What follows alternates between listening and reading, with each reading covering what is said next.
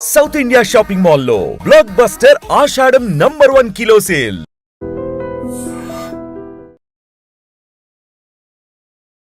Breaking news చూస్తున్నారు. రవితేజ ఇంట్లో విషాద ఛాయలు నెలకొన్నాయి. వాళ్ళ తండ్రి రాజగోపాల్ రాజు గారు 90 సంవత్సరాల వయసులో నిన్న రాత్రి మృతి చెందడం జరిగింది. సో గతంలో ఆయన రియల్ ఫాదర్ సినిమాలో ఎక్కువగా కోట శ్రీనివాసరావు గారు ఫాదర్ క్యారెక్టర్గా వేసిన ఆయన. సో ఆయన మొన్ననే చనిపోవడము, మళ్ళీ వెంటనే ఈయన రియల్ ఫాదర్ రాజగోపాల్ రాజు గారు కూడా చనిపోవడం జరిగింది. సో రవితేజ గారి ఇంట్లో అయితే చాలామంది దుఃఖ శోకంలో మునిగిపోయారు. అదేవిధంగా ఫ్యాన్స్ కూడా చాలామంది కండోలెన్స్ తెలుపుతున్నారు. అన్న మీరు స్ట్రాంగ్గా ఉండాలి అని చెప్పేసి ఆ ఫ్యాన్స్ దగ్గర నుంచి కూడా చాలామంది మెసేజ్లు పెట్టడం జరుగుతుంది.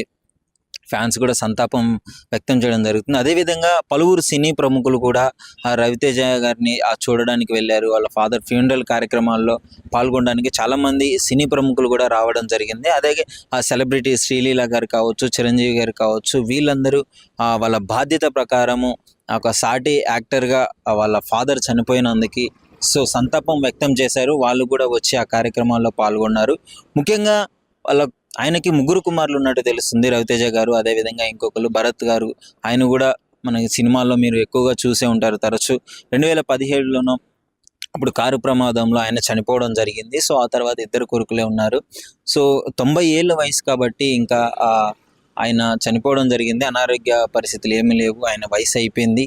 సో వయసు అయిపోయింది కాబట్టి ఆయన నిన్న రాత్రి మంగళవారం రవితేజ గారి ఇంట్లోనే చనిపోవడం జరిగింది, మన జూబ్లీ హిల్స్లోనే.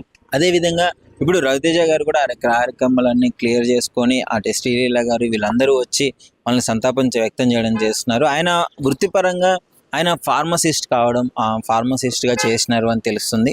సో ఫార్మసిస్ట్ ఆయన ఎక్కువగా రవితేజ గారు అయితే వాళ్ళ ఫ్యామిలీ గురించి ఎక్కువగా బయట సెలబ్రిటీ కాబట్టి అందరి సెలబ్రిటీలు వాళ్ళ ఫ్యామిలీని పరిచయం చేసినట్టు రవితేజ గారు ఎక్కువగా చెయ్యరు. ఎక్కువగా మీడియా ముందు కానీ కెమెరాస్ ముందు కానీ తీసుకురావరు. ఎప్పుడు మీడియా ముందు కనిపించే విధంగా వాళ్ళ ఫ్యామిలీ అయితే ఉండదు. వాళ్ళ భర్తల్ని భార్యలను కానీ ఎవరిని వాళ్ళ పిల్లల్ని కానీ ఎక్కువగా తీసుకురారు. ఎక్కువగా మీడియా ముందు కనిపించనివ్వరు. అది ఈయన రవితేజ గారు ఒక మంచి యాక్టరు. ఆయన ఒక పెద్ద యాక్టర్ కావడంతో ఆయన మాత్రమే మీడియా ముందుకు వచ్చేవాళ్ళు. వాళ్ళ బ్రదర్ కూడా కొన్ని సినిమాలు చేయడం వల్ల అందరికీ సుపరిచితులు అయి ఉండడము.